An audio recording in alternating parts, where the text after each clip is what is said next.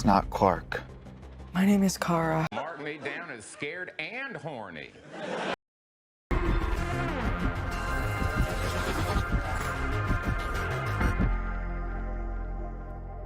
What? What is this? What was that? My heart. What? Was that hype? No, because we haven't had anything to be hyped for since Man of Steel. Like, Man of Steel was the last thing that DC put out that I can genuinely say I was hyped for when it came out. Because Batman vs. Superman? No. Josh Whedon's Justice League? Hell nah. Zack Snyder's Justice League. We was low-key kind of hyped for that. But the taste of Joss Whedon's Justice League was still palpable in the air, and as a direct result, we didn't enjoy it as much as we did. Now, don't get me wrong, there are some fantastic scenes in Zack Snyder's Justice League, but at the exact same time, knowing that that movie was never going to just come back and be the main source canon broke my fucking heart. So when this trailer came out, and I'm not gonna fake, your boy was at a Super Bowl party, things got a little bit lit. I don't remember much of the night, but I remember this trailer before I forgot what happened the rest of the night. I was dumb hype. First off, Sasha, Calle, mama, what?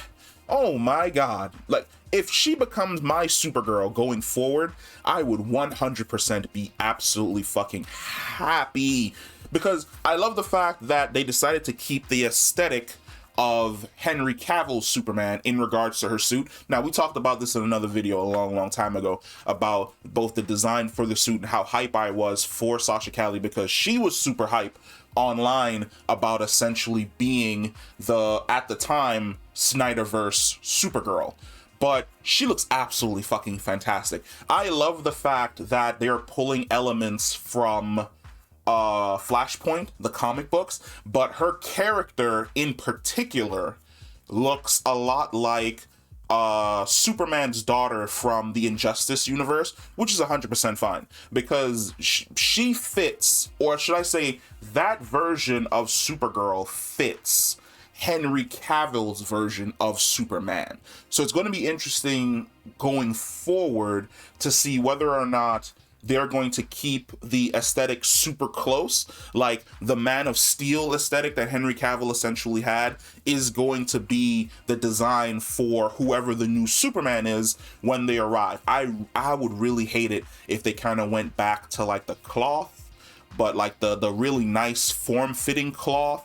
No, I think the super suit design from Superman and Lois is currently my favorite live action one, not the first one. I'm talking about the second one. It's a little bit more muscular after Tyler bulked up a little bit. That looks absolutely fantastic. She looks great in this movie. I like the fact that it's Barry Allen playing in the multiverse, where he's running around through all these different realities, and he finally finds a reality where his mom is basically alive. Now, the question that I'm asking is whether or not he ended up in this reality where his mother is alive after saving her in the past.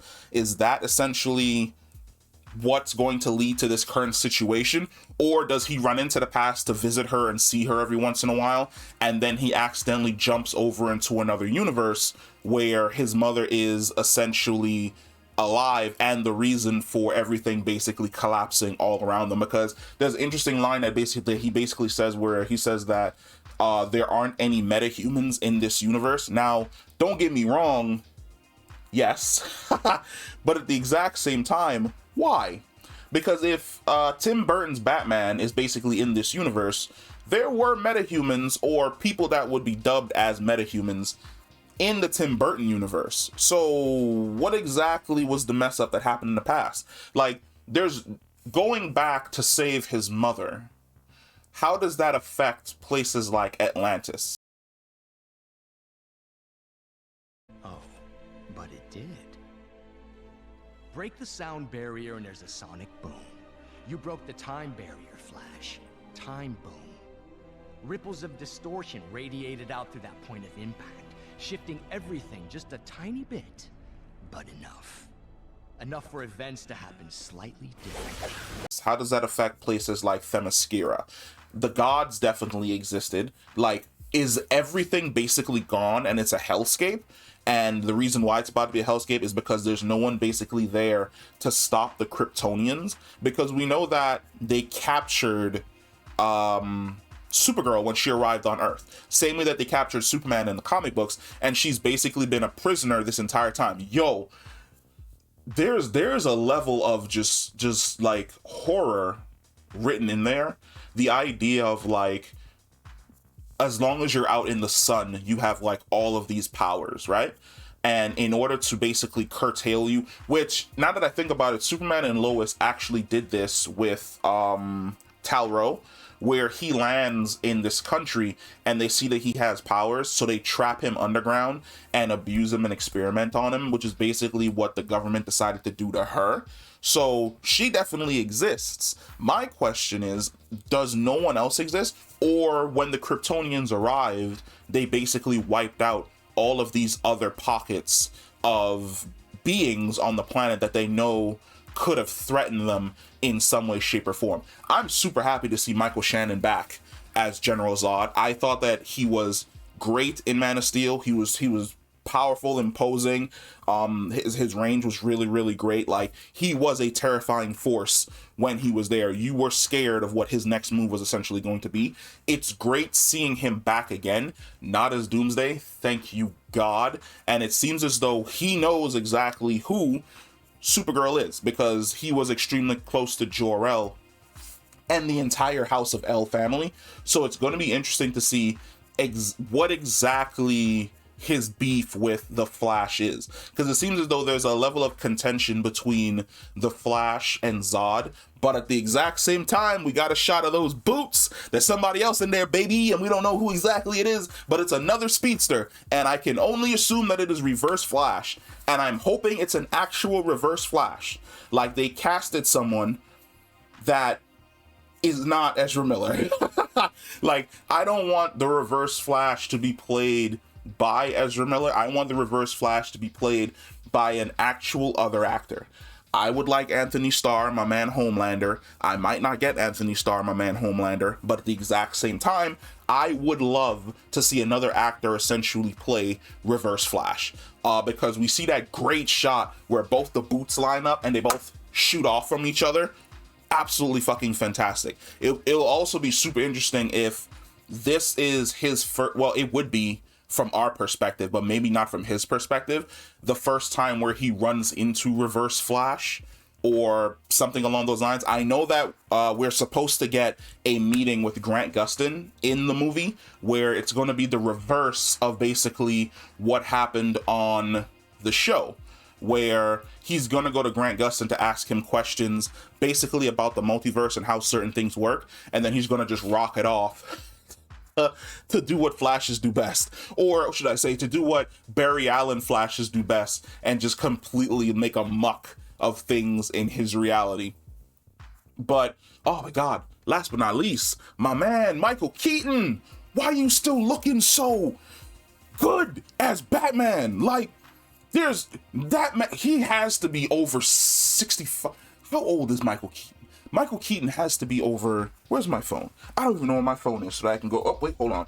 How old is Michael Keaton? Michael Keaton is 71. He is 71, and he still looks like Batman. When he stepped out of those shadows, I'm extremely sorry, I'm a 90s kid. So the first superhero movies for most 90s kids that you saw, you either saw Christopher Reeves' Superman movies, which was before our time, or you saw the Michael Keaton movies, which were happening at the beginning. I would say, well, for a lot of us 90s kids, would have been like one of the, I think that came out in like 89, the very first Batman movie. Yeah, first Batman movie was in 89, Batman Returns was in 92. So we were around like 2, 3, 4, 5 in that general area. But growing up, those were, outside of Power Rangers, those were some of the first superhero things that we ever saw. So I saw the first Batman, and then I saw Batman Returns. Didn't really like any of the following Batman movies because they felt a lot more cheesy than how dark and gothic the first two were. But seeing Michael Keaton step out of the shadows in that brand new baller ass I can turn my neck batsuit, fantastic. Absolutely fucking love it. A tear damn near rolled down my cheek for how gorgeous it looks. Also, the fact that it's not they did something that I actually enjoy, which is, yes, it is Michael Keaton for like the long shots, but once he goes into work, you definitely know it's some like 18-year-old stunt double inside that suit just going to work like it's Batman Arkham City, because he was saucing them soldiers. Like, oh my god, this is hype. This is hype. Like, heart beating, completely excited. I cannot wait for this movie to come out. I know that a lot of people out there are going to be super skeptical in regards to this. They're going to be like, but what about what James Gunn is doing? We know that once this movie ends, it's a rebirth. The whole shebang-a-bang. Everything is going to get reset. I am hoping that we get to see Michael Keaton's Batman again. Well, we were supposed to see him again in the Batgirl movie. That's not coming out. I'm hoping that we get to see Sasha Calle again, that she's going to be our Supergirl going forward. I'm hoping that we get to see our Superman. I'm really hoping that the reason why this was pushed back, because I think it's coming out in June. Its launch date is, yes, it's in 2023, June 16th. I'm really hoping that the reason why it was pushed back to June 16th as its launch day has to do with the fact that they've casted their Superman behind the scenes, and when Barry comes back to the main reality, he's going to basically encounter what constitutes as the new DCU Justice League. We're going to see our Superman, we're going to see our Wonder Woman, we're going to see our Batman. We're going to see all these characters basically standing there in full decked out suit, so that we know where everything is going to be going forward. And I can't wait. I'm super fucking excited. I said this last year, that last year was the year of DC. This may be the year of DC, and I cannot fucking wait. But let me know what you think. Comment down below, and I will catch you in the next one. Peace.